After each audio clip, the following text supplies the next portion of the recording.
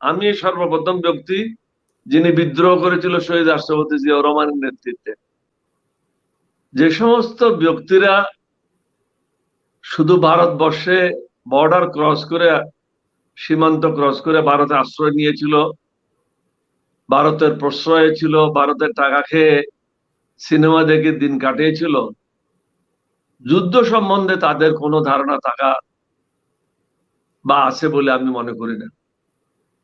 জিয়াউর রহমান অত্যন্ত সাহসী একজন ব্যক্তি ছিলেন।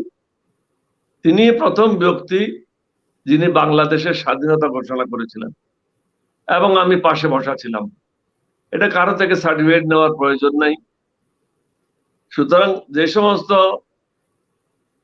ব্যক্তিরা উল্লেখ করছেন এই বিষয়গুলি নিয়ে, তারা আমার মনে হয় জাতির সামনে হয়তো একটা বিতর্কের সৃষ্টি করছেন এবং মুক্তিযোদ্ধাদেরকে হেয় প্রতিপন্ন করছেন।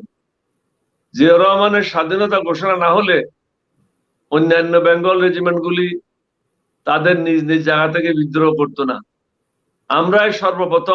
আমি সর্বপ্রথম ব্যক্তি যিনি বিদ্রোহ করেছিল শহীদ রাষ্ট্রপতি জিয়াউর রহমানের নেতৃত্বে। 25শে মার্চ রাত্রে আমরা বিদ্রোহ করি। অন্যান্য বেঙ্গল রেজিমেন্ট গুলি বিদ্রোহ করেছে, কেউ 27 তারিখে, কেউ 29 তারিখে, কেউ 30 তারিখে, কেউ 1 তারিখে। 29 তারিখের আগে কোন বেঙ্গল রেজিমেন্ট অষ্টম বেঙ্গল ছাড়া বিদ্রোহ করে নাই।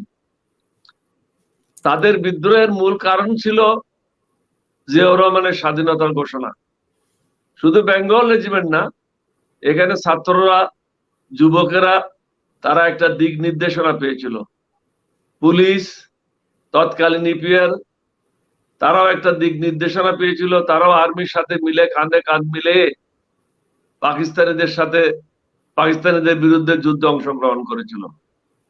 সুতরাং যে বা যারাই বলে, আমি মনে করি না তারা মুক্তিযোদ্ধা এবং তারা আর্মিকে পছন্দ করে।